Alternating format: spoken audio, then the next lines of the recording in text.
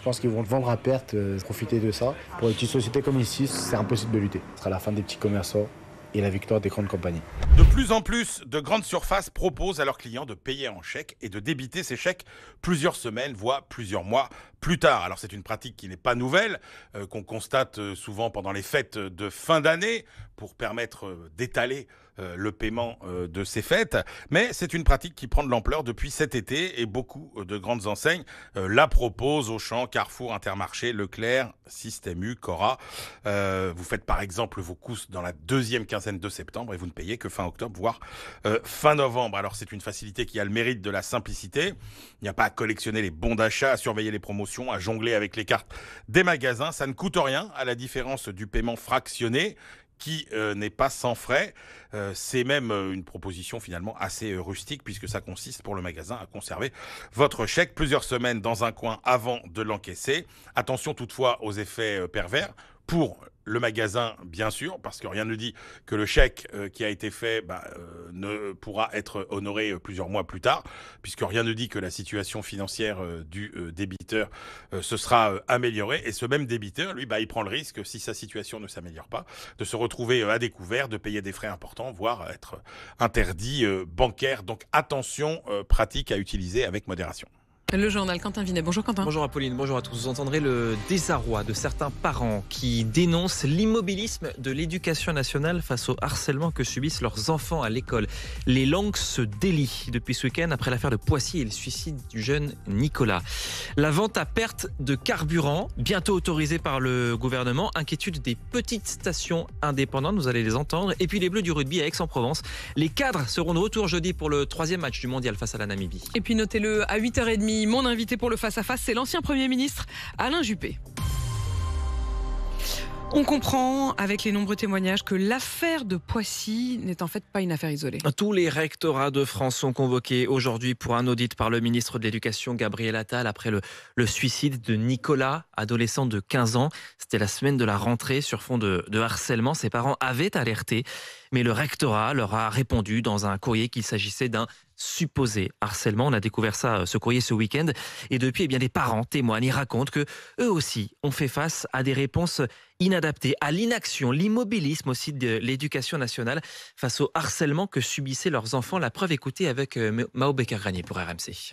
C'était il y a 2 ans, mais Anne-Laure a toujours l'estomac noué quand elle en parle. Mon fils se faisait mettre des claques. Alors rapidement, cette maman alerte l'école de son enfant. C'est eux qui règlent, ils font des séances, ils s'expliquent avec les enfants. En gros, les parents ne doivent pas intervenir. Mais la situation ne s'arrange pas alors que l'académie est au courant. Anne-Laure écrit à nouveau à la directrice. Et c'est là que il n'y a pas de harcèlement scolaire dans mon école. C'est pas possible, vous fabulez. Elle finit par changer son fils d'école et même de pays, elle qui habite dans une commune frontalière. Il a été accepté dans une école en Suisse. Quand je leur ai expliqué la situation, c'est le jour et la nuit. La France est complètement à la rue. La FCPE, Fédération de parents d'élèves, espère que ces réunions entre les recteurs et le ministère vont permettre une prise de conscience et surtout le retour de la confiance. Guylaine Morvan-Dubois est membre du bureau national de la FCPE. Aujourd'hui, le problème, c'est que quand on vient signaler un harcèlement, on commence par demander la preuve du harcèlement. Nous, on voudrait que le point de vue change, que l'a priori soit de croire la personne qui se plaint de harcèlement. Plus d'adultes dans les établissements, c'est aussi l'une des demandes des parents d'élèves. Après 2 reports, c'est cet après-midi que le gouvernement va enfin dévoiler son nouveau plan contre la pauvreté avec de nouvelles places d'hébergement pour les sans-abri dans le contexte de l'inflation. Avec la flambée des prix à la pompe, les réactions sont nombreuses après l'annonce surprise du week-end. Le gouvernement qui va autoriser les distributeurs de carburant à vendre à perte. Ce sera une mesure effective à partir du 1er décembre et qui durera 6 mois. Ça, on l'apprend ce matin par la bouche du ministre de l'économie, Bruno Le Maire. C'est une demande des stations liées aux grandes surfaces, vendre à perte car elles peuvent faire de la marge ailleurs.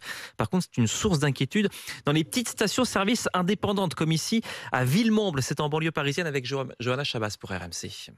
Derrière sa caisse, Angèle est inquiet. Impossible pour sa station-service de vendre à perte car son chiffre d'affaires dépend essentiellement de la vente de carburant. Sur 10 clients, 9 c'est du carburant. Une personne se laisse tenter pour des petits gâteaux, pour quelque chose en plus. C'est dérisoire. Alors Angèle a peur que les clients partent tous vers les grands groupes du coin. Ils le font déjà à prix coûtant. Je pense qu'ils vont vendre à perte, profiter de ça. Pour les petites sociétés comme ici, c'est impossible de lutter. Ce sera la fin des petits commerçants et la victoire des grandes compagnies. Et effectivement, à la pompe où tout est à plus de 2 € le litre, beaucoup prévoient déjà de changer leurs habitudes. Marie n'ira à cette station qu'en cas d'urgence. Je vais faire mes petits pleins ici et puis on va faire les gros pleins ailleurs quand on fait les grandes courses. Pas le choix. Bruno, le gérant de cette station, ne décolère pas.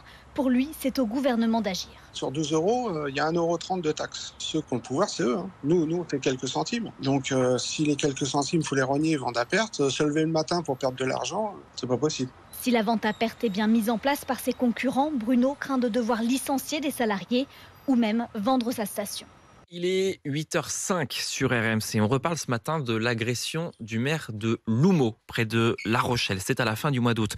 Jean-Luc Alguet avait été roué de coups alors qu'il s'opposait, souvenez-vous, à l'installation d'un campement de gens du voyage sur le terrain de football de sa commune. L'agresseur a été retrouvé depuis. Il sera jugé aujourd'hui à La Rochelle avec la question de la protection des maires au cœur des débats. Amandine Réau.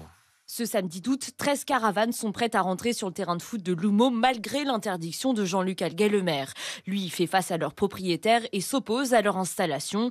Le ton monte, un homme lui saute alors dessus par derrière, le fait tomber et le roue de coups. J'étais par terre parce que j'arrivais plus à respirer. Ils étaient au-dessus de moi en train de filmer et je les entendais dire « le maire est à terre ». Vous me demandez ce qui va vous arriver. Maintenant, ça va, j'en parle beaucoup mieux, mais ça a été dur sur le moment. Transporté à l'hôpital, Jean-Luc Alguet se voit prescrire 12 jours d'interruption de travail. Il songe à rendre son écharpe, mais finalement, il choisit de se battre. Ce procès est important pour lui. Moi, ce que je veux, c'est qu'ils comprennent qu'on peut être en désaccord, on est à la discussion, on est en démocratie, on est en loi républicaine. C'est de la discussion, mais on ne se fait pas sa propre loi. Ce n'est pas possible. Identifié puis interpellé grâce aux vidéos de l'agression, le prévenu risque jusqu'à 3 ans de prison et 75 000 € d'amende.